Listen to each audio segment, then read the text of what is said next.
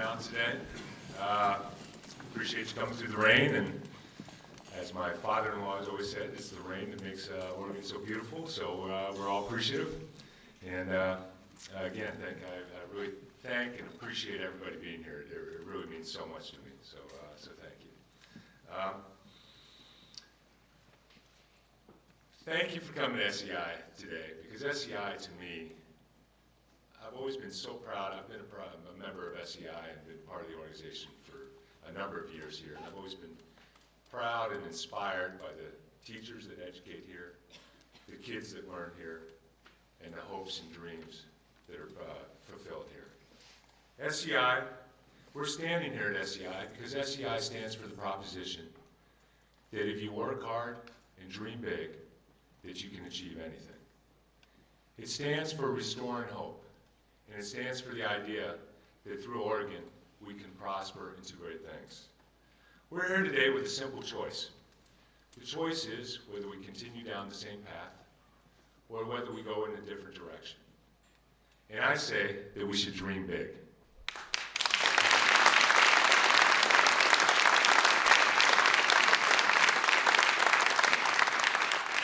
Oregon can choose to have the best schools. Oregon can have the greenest jobs. Oregon can have the healthiest kids. And Oregon can have the cleanest rivers. I believe that is all attainable. Oregon is a state where businesses can be appreciated and jobs are plentiful. And Oregon can once again be the envy of the country. Together, through hard work, a balanced approach, common sense solutions, and a government that puts people first, we can turn these hopes into realities. Today, with my wife, Chris, who is my love and my rock, and my children at my side, or in front of me, I am proud to announce my candidacy for the governor of this great state of Oregon.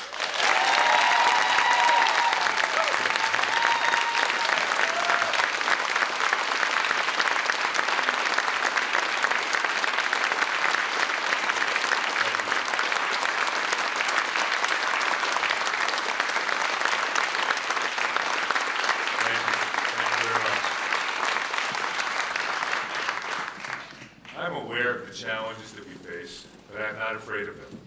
I'm humbled by the task and the privilege, but I am confident that we will rise to the occasion. And together, begin the work of creating a brighter, more promising future for Oregon. Unfortunately, we all know the issues that Oregon faces today. Simply put, the economic foundation that we have here cannot support the quality of life that we all want. To change this, I believe we need a new leadership and direction in state government, new policies, and leaders from the outside who are not as scared to come in and shake things up. As governor, I will go to work every day with two things on my agenda: rebuilding Oregon's economic future and preserving and improving our quality of life. I'm just a citizen, I'm not a politician, and I'm just a citizen who cares deeply about this state, and who cares enough and is maybe fed up enough to say that we can and must do better.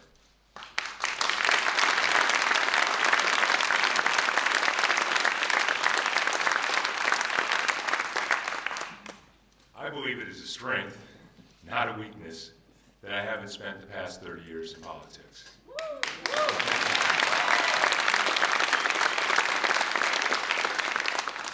Our state government has grown stale at the hands of political insiders. And as governor, my appointees will be the most knowledgeable, the best and brightest, the most qualified, regardless of any political affiliation. Let's start by taking a common sense approach to changing the way government operates so that we can get Oregonians working again.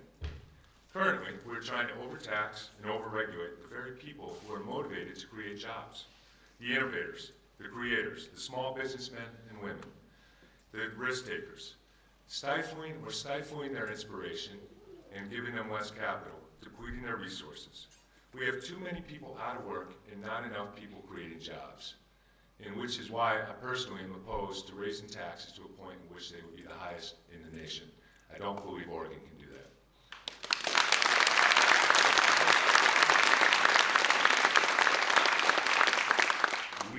have to create jobs. You cannot have the best schools without jobs. You cannot have affordable health care without jobs. You cannot protect the environment, and you cannot put more money back into the pockets of Oregonians without having jobs available. So, what are the solutions? Thank you. To rebuild Oregon's economic foundation, I believe we need to do 5 things. Create a tax system that values job creation and innovation. Streamline and reform government and get control of the state budget. Strengthen and revive our education system. Modernize and encourage growth in our infrastructure, and improve our management and use of natural resources. Throughout the campaign, I will share specific details in each of these areas, but right now I'll give you a few points on each, and more will come as we go. First, on taxes, since it is businesses, not politicians or government, that create the jobs we need, we must support and value the businesses we have here now and make Oregon more attractive for businesses of tomorrow. The most compassionate thing that we can do for this state, the most compassionate thing that we can do for the people of this state, is to create an environment where jobs are available.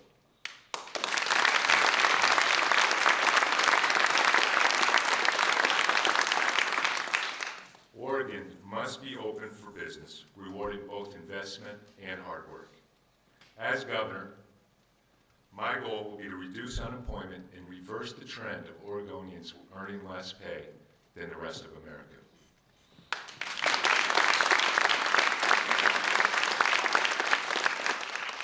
When it comes to reforming state government and the budget, we need to start by slowing down the rate of budget growth and changing the way the state government does business.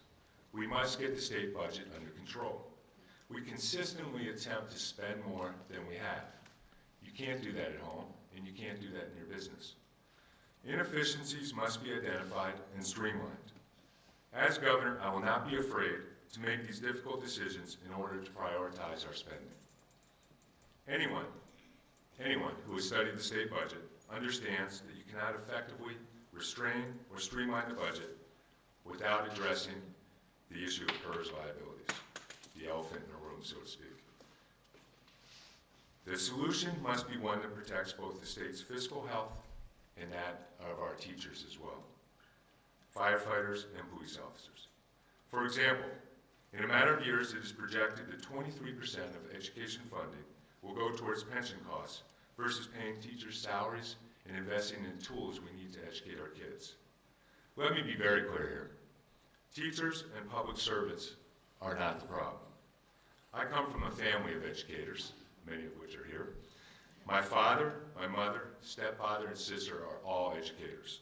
I understand and value the importance of teachers.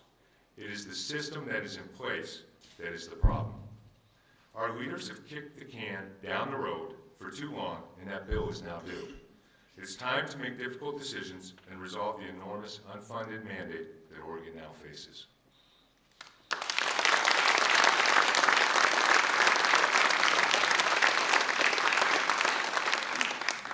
It is vital to Oregon's future that we have a world-class educational system.